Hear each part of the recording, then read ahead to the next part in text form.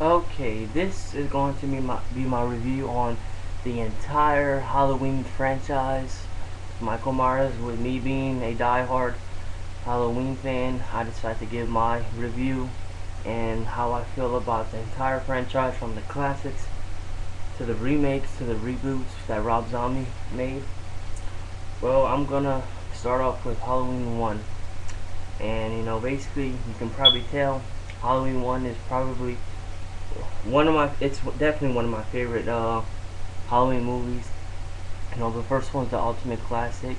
And despite the fact that it was made by, basically film students, basically kids, it turned out to be a very, really masterpiece of a horror movie. The suspense was there. Just the concept of Michael Myers stalking, you know, Laurie and her friends the entire movie, and the concept of Michael Myers killing Laurie Strode's friends to lure into his little trap next door is very genius. And I feel the first one is definitely worth the look if y'all haven't even seen it yet. But it's definitely 5 stars, and it's definitely 2 thumbs up in my opinion. And Halloween 2, a really good movie, really good sequel to the original. Not as good as the first one, but it's a really good and entertaining movie. And it had its moments. It was suspenseful. It was good, and I give it thumbs up as well. Till we get to Halloween 3. I should skip it, but I'm gonna review it.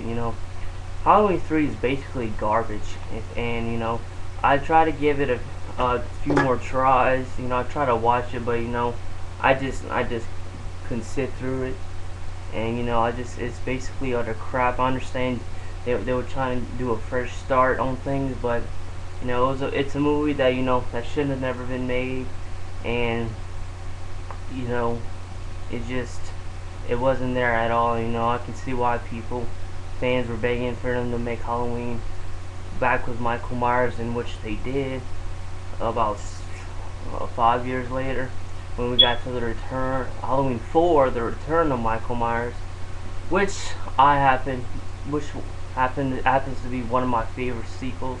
That's just my opinion. A lot of people love Halloween 4, a lot of people don't. But I personally love Halloween 4. It does have a place in my heart. I think it's a good classic. It's not as good as the original, but I think they did a good job bringing Michael Myers back. They try to go back to basics a little bit, which is a good thing, which is what you want to do a lot of times. And you know, it was a lighter film compared to the original and the first two, actually. But I actually just enjoyed it, and I think Danielle Harris did a terrific job as Jamie, playing Michael Myers' niece, as Laurie Strode's daughter, and I thought it was a pretty good movie. Then we got to Halloween 5, and this is where things start to take a bizarre turn in the franchise. And basically it was a bizarre turn for the worst. It still had Danielle Harris, which she did good again, by the way. Michael Myers is chasing her throughout the whole movie.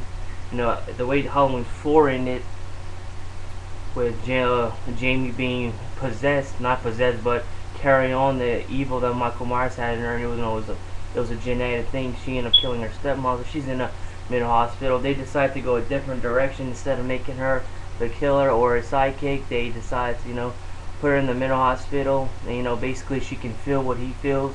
She can sense where he's moving, and she basically becomes she doesn't become the killer, which is okay, I guess. But I think it would have worked out a lot better instead of the bizarre turn they started to take here. And basically, Halloween 5, being a Halloween fan, if it plays on TV, I'll watch it, but it's not a great movie. Not a great movie at all. The characters in there are flat out retarded. Good, they're basically cardboard characters, if you ask me. The teenagers are flat out annoying, and I was pissed off that they killed off Rachel and left Tina in. Tina was just horrible. All the characters were horrible. The only ones that was really good in there was Dr. Loomis and Jamie. That was it. But Halloween 5 did not get a thumbs up from me. But as a diehard Halloween fan, I will watch it if it plays on TV. But not a fantastic movie. It's, I would say, at least watchable at best at times, but it's not a movie you can watch over and over. And like I said, this one started taking a bizarre turn into the curse storyline of the Thorn. And basically at the end, Michael Myers escapes from prison. We find out he has a thorn symbol on his arm, and basically it leads into Halloween 6 that he is cursed by a thorn, by a evil cult, whatever. And basically that's what causes him to become evil. That's what causes him to come out at night, is the thorn symbol. You know, basically the way Halloween 6 started off was crap. You know, Jamie having her baby, and because Michael Myers raped her. You know, come on, that's just flat out stupid. You know what I mean? But I would say Halloween 6, in my opinion, I would say I would watch it more than Halloween 5, despite the bizarre turn it took here. And you know, there's just a retarded storyline of Michael raping Jamie to offer his final sacrifice. The storyline is alright, I guess, with the thorn symbol cursing him, but you know, I would say I like it better than 5, but you know, it's not. I'm not saying much right there, but till we got to Halloween H2O, which, you know, basically is my favorite since the original. Basically, my favorite Halloween is 1, 4, and H2O. It goes back to the basics. It goes back to the original storyline with Laurie and Michael, and it finishes off the storyline. And to me, this is the last one out the whole series. This is it should have ended right here, but you know, I guess the producer of the film wanted to keep Michael Myers alive because it makes him money. You know, basically ends with chopping Michael's head off. But wait, we get Halloween 8, and Halloween 8 is basically a lousy movie that shouldn't have been made. You know, it's very weak. You know, it shouldn't be made. They killed off Laurie in the beginning, which is crap, and you know, it was just pointless. You know, pointless, and you know, not a terrific movie. You know, and you know, pretty soon we get Halloween, Rob Zombie's remake, which was actually pretty good. You know, it was a fresh start. I like, you know, Rob Zombie wanted to make Michael evil again, but what can you do? It was alright, but then again, Rob Zombie made a sequel to his movie, which was, I wouldn't say crap, but, you know, just not very good at all. The whole point of his mom and the White Horse didn't do it for me. You know, that's just my opinion. And not to mention the unrated ending with Michael taking off his mask and yelling to Dr. Loomis die, and making him look like a pedophile with the long hair and beard. You know, to me, Michael Myers is supposed to be silent and deadly. You know, he's just consumed by the evil, and he just never talks. But as far as the whole franchise, you know, it's a good franchise. You know, it does have some flaws and some bad films, and it does have the film that redeems itself, which is Halloween H2O.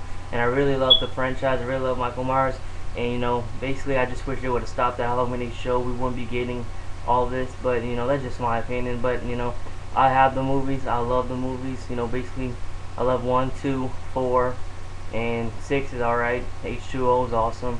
And you know, basically that's it. You know, but I think Michael Myers is probably one of the best killers out there. You know, I think he's better than Jason, if you ask me.